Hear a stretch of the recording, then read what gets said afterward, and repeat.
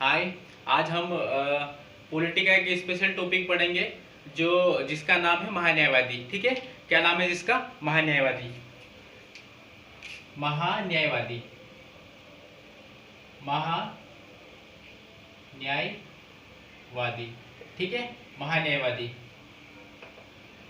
और इसका जो अंग्रेजी नाम है, इंग्लिश नाम है, इसे बोलते हैं अटॉर्नी जनरल। Attorney general. ठीक है, क्या नाम है इसका? Attorney general. ठीक है, और जो इसका जो संविधान के आर्टिकल नंबर 76 में, ठीक है, 76 में इसका वर्णन किया हुआ है। आर्टिकल नंबर क्या है इसका? आर्टिकल 76। ठीक है, 76 में इसका वर्णन किया हुआ है महान्यायवादी। ठीक है, महान्यायवादी एक्चुअल में होता कौन है? महान्यायवादी आप लोगों को पता है कि हमारे भारत देश में बड़े बड़े जो नेता है, कोई कोई से अनपढ़ लोग हैं, ठीक है, और कोई कोई से का बहुत सारे लोग क्या है, बहुत सारे नेता और अनपढ़ लोग हैं। ठीक है, जितनी मंत्री परिषद उसमें से अनपढ़ लोग बहुत सारे हैं। तो इन बड़े जो नेता है, इन मंत्रियों में, ठीक है, इन जो मंत्री परिषद और जो इन नेताओं में बड़े इतना दिमाग कहाँ से आता है? ठीक है, जैसे जीएसटी वगैरह बड़े बड़े बिल ले आते हैं। ठीक है, तो इन जो बिल आते हैं, ठीक है, तो जो इनको एडवाइस देने का काम कौन करते हैं? महान्यायवादी। ठीक है, एक ये क्या है, जो सरकार का एडवाइजर है। ठीक है, भारत का एक एडवाइजर है, एडवाइस देने का काम करता है ये महान्यायवादी। ठीक है, तो आज हम इसके बारे में चर्चा करेंगे। ठीक है, तो ये क्या भारत सरकार का प्रथम विधि अधिकारी होता है? क्या होता है ये? भारत सरकार का प्रथम विधि अधिकारी। ठीक है, भारत सरकार का पहला पॉइंट अपन क्या याद रखेंगे इसको? ठीक है, सबसे पहले इसके जो नियुक्ति करता है, इसको नियुक्त कौन करता है? नियुक्ति, जिसकी नियुक्ति करता है कौन करता है? राष्ट्रपति। राष्ट्रपति, ठीक है, राष्ट्रपति। राष्ट्रपति, ठीक है, राष्ट्रपति इसकी नियुक्ति करता है मंत्री परिषद की सलाह पर। ठीक है, मंत्री परिषद की सलाह पर, मंत्री परिषद की सलाह पर इसकी नियुक्ति करता है। ठीक है, मंत्री परिषद की सलाह पर इसकी नियुक्ति करता है। और अब ठीक है, मंत्री परिषद की सलाह पर इसकी नियुक्ति करता है कौन? राष्ट्रपति। अब ये इसकी जो योग्यता है, अब इसकी योग्यता, ठीक है, योग्यता, इसकी योग्यता का क्या होनी चाहिए? सुप्रीम कोर्ट के जज के बराबर। ठीक है, सुप्रीम कोर्ट के जज के बराबर इसकी योग्यता होनी चाहिए। ठीक है, महान्यायवादी जो है उसकी जो योग्यता है, ठीक है, क्वालिफिकेशन क्या होनी चाहिए? सुप्रीम कोर्ट के जज के बराबर होना चाहिए। सुप्रीम कोर्ट का जज नहीं हो रहता है, ठीक है, सुप्रीम कोर्ट के जज के बराबर इसकी योग्यता। जैसे सुप्रीम कोर्ट अपन जब पढ़ेंगे तब समझाऊंगा सुप्रीम कोर्ट। ठीक है, 1 to 4 में अपना संविधान के आर्टिकल 1 to 4 में सुप्रीम कोर्ट के बारे में वर्णन किया हुआ है।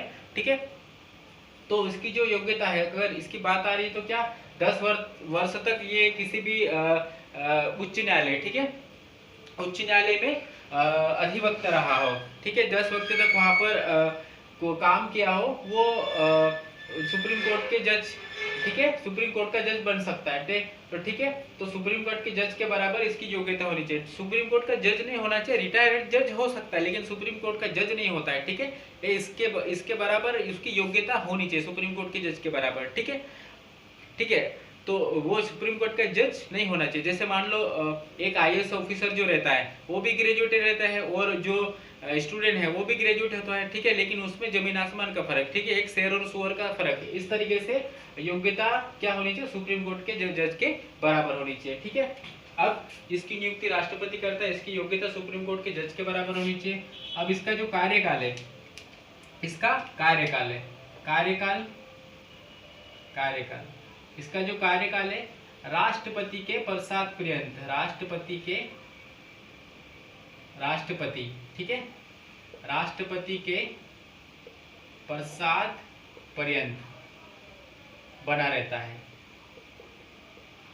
राष्ट्रपति जब तक चाहे तब तक बना रहता है। और जो इसका जो कार्यकाल है पूर्णकालिक नहीं होता है। कैसा? पूर्णकालिक नहीं होता है, पूर्णकालिक नहीं होता है, ठीक है। कभी भी राष्ट्रपति जब भी चाहे इसको हटा सकता है, ठीक है।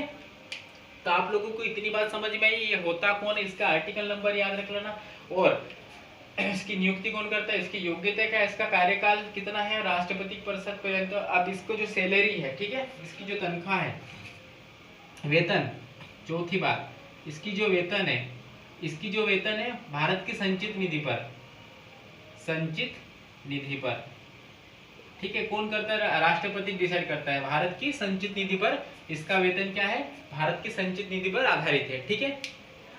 इतना समझ में आया, ठीक है। तो इतना समझ में आया तो इसको अच्छे से देख लो। अब और आगे पर इसके जो, अब इसके कार्य, इसके कार्य क्या है, कार्य, ठीक है। इसके जो कार्य है, सरकार का प्रथम विधि अधिकारी, सरकार का प्रथम विधि अधिकारी होता है, सरकार का प्रथम विधि अधिकारी होता है, ठीक है। पहला पॉइंट याद रखना, सरकार का प्रथम विधि अधिकारी, ठीक है। भारत सरकार का प्रथम विधि अधिकारी कौन है, तो महान्यायवादी, ठीक है। अब इसका जो ये जो है, देखो ये जो है राज्यसभा और लोकसभा है ना, संसद की किसी भी बैठक में ये भाग ले सकता है, लेकिन वहां पर वोटिंग नहीं करता है, ठीक है। ये वोटिंग नहीं करता है, वोटिंग नहीं करता है, ठीक है। संसद की दोनों सदन में भाग ले सकता है, वहां पर मीटिंग में जा सकता है, वहां का सदस्य नहीं होता है, लेकिन वो भाग ले सकता है, लेकिन वहां पर वोटिंग नहीं कर सकता है, ठीक है। दूसरा पॉइंट ये याद रखना, और तीसरा पॉइंट याद रखना, ये आम आदमी का भी मुकदमा लड़ सकता है, ठीक है। आम आदमी का मुकदमा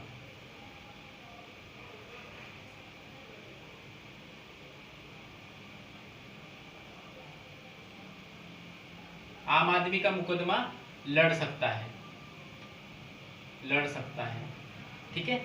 क्या है दोस्तों, ये जो है आम आदमी का मुकदमा लड़ सकता है, लेकिन भारत सरकार से उसको सैलरी नहीं मिलती, ठीक है। वेतन भत्ते इसको दिए जाते हैं, लेकिन भारत सरकार की इसको सैलरी नहीं दी जाती है, ठीक है। आम आदमी से जब इसमें एक्चुअल में सैलरी इसलिए नहीं देते क्योंकि आम आदमी का भी ये वो पैरवी करता है, ठीक है। आम आदमी भी पैरवी करता है और भारत सरकार की भी पैरवी करता है, ठीक है। तो भारत सरकार की जब पैरवी करता है तो इसको सैलरी नहीं दी जाती है, ठीक है। लेकिन जब आम आदमी से जब उसकी पैरवी करता है तो इसको वो आम आदमी इसको पैसे दे सकता है, ठीक है। तो इतना आप लोगों को समझ में आया इसके कार्य, ठीक है। अब इसकी बात करते प्रथम, ठीक है। प्रथम ये जो महान्यायवादी है, प्रथम कौन था, तो इसके जो प्रथम महान्यायवादी थे, प्रथम महान्यायवादी इधर देख लेना, प्रथम महान्यायवादी, ठीक है। इसके जो प्रथम न्यायवादी थे वो कौन थे, एमसी सीतलवाड़। क्या नाम था उसका, एमसी सीतलवाड़, एमसी सीतलवाड़, सीतलवाड़। ये सबसे अधिक कार्यकाल इसका रहा था, ठीक है। 1950 से 1963 तक, 1950 से 1963 तक, ठीक है। सबसे अधिक कार्यकाल, सबसे अधिक कार्यकाल, ठीक है। सबसे अधिक कार्यकाल किसका था, एमसी सीतलवाड़ का था, 1950 से 1963 तक, ठीक है। अब वर्तमान में जो महान्यायवादी है, वर्तमान में महान्यायवादी, इधर लिखता हूं वर्तमान, ठीक है। वर्तमान कौन है, के वेणुगोपालन, ठीक है। के वेणुगोपाल, ठीक है। क्या नाम था उसका, के वेणुगोपाल। वर्तमान महान्यायवादी कौन है, के वेणुगोपालन। और इसकी जो ये बना था, कब बना था, 2017 में बना था ये, और 2017 में बना था। और कौन से नंबर के है, 15वें नंबर के, ठीक है। कौन से नंबर के है ये, 15वें नंबर के, ठीक है। 15वें नंबर के कौन है, महान्यायवादी, ठीक है। अब दोस्तों ये क्या है, महान्यायवादी, इसकी सलाह यानी कि इसको एडवाइजर देने के लिए, इसके थोड़े बहुत काम वो संभालने के लिए क्या होता है, अटॉर्नी जनरल, ठीक है। सॉरी, सोलिसिटर जनरल, ठीक है। कौन होता है, सोलिसिटर जनरल, सोलिसिटर जनरल होता है। इसका काम थोड़ा बहुत संभालने के लिए सॉलिसिटर जनरल, लेकिन इसके संविधान में कुछ वर्णन नहीं है। ठीक है, तो दोस्तों आप लोगों को इतना समझ में आया। ठीक है, इसकी नियुक्ति, योग्यता, कार्यकाल, वेतन भत्ते, ठीक है, इसके जो कार्य है, प्रथम महान्यायवादी, ठीक है, वर्तमान न्यायवादी, ठीक है, और महान्यायवादी होता कौन है, तो आप लोगों को बस इतना ही याद रखना है। और इसके क्वेश्चन बन सकते हैं और 101% बन सकते हैं, तो इसको अच्छे से आप लोग याद रखना है। ठीक है, जय हिंद दोस्तों।